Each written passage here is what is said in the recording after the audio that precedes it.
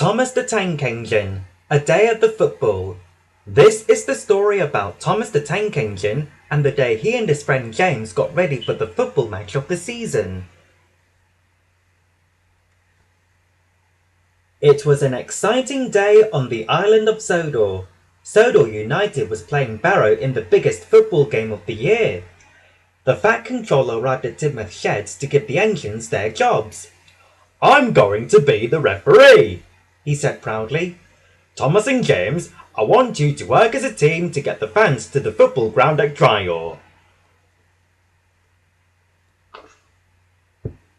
Nobody was more excited than Thomas. Sodor United fans loved Thomas because his blue paint matched Sodor's blue football kit perfectly. Everywhere Thomas went, they always gave him the biggest cheer and waved their flags and scarves. "Go on you Blues, Thomas!" Thomas always felt like he was part of the team. Poor James was not so excited.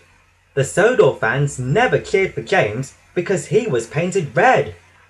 But today, James was in for a big surprise.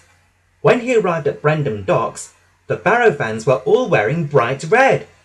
They let out a huge cheer when they saw James's shiny red engine. "Red engine! Red engine! Red engine!" James proudly pulled into Dryor next to Thomas. "Look, the Barrow fans are wearing red," puffed James. "It's Reds playing Blues at the football today." "Who do you think can take their fans to the game the fastest, Reds or Blues?" Thomas asked with a smile. "Let's have a race."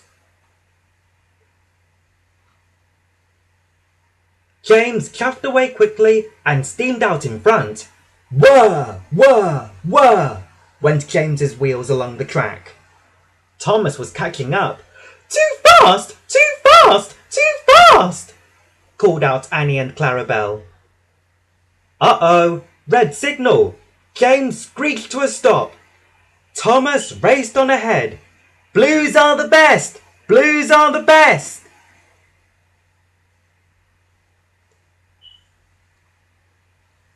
Thomas and James raced around Sodor. Both engines wanted to win so much that they started to make mistakes.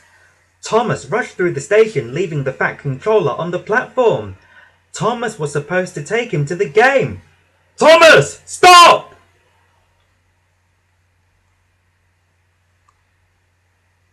And when James arrived at Brendam Docks to collect his last passengers, he was in such a hurry that he pulled away before everyone had climbed aboard.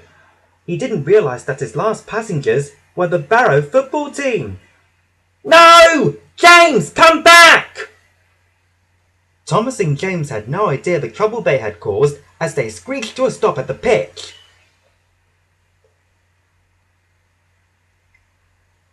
Thomas and James both thought they had won the race, but soon realised the game had not started.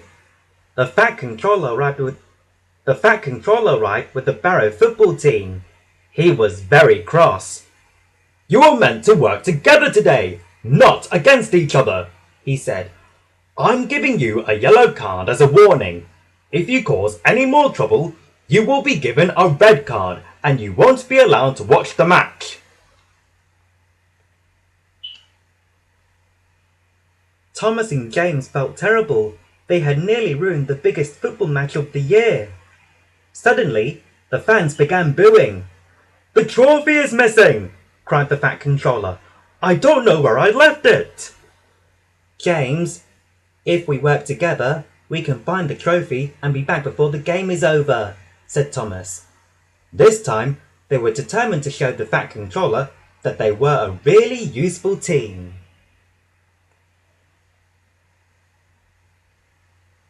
Thomas raced to the docks where the Fat Controller had been to greet some fans. No trophy there. James went to the ice cream shop where the Fat Controller had stopped for a treat. No trophy there either. Thomas headed to the sports shop where the Fat Controller had been to pick up a new whistle. The trophy was nowhere to be found. Finally, James reached into Kelsthorpe Station. He had spotted the trophy on the platform. Quick! I need to get back to the football game! James shouted. The trophy was loaded into James's carriage, and he raced as fast as he could back to Dryall. Thomas was waiting. They had arrived just in time to catch the end of the match.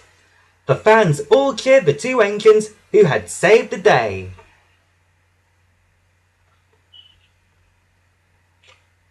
Well done, engines, cheered the Fat Controller. You make a great team. Just then, the football shot off the pitch and landed with a pop right in Thomas's funnel. The two friends laughed as Thomas blew the football out of his funnel and straight into the goal.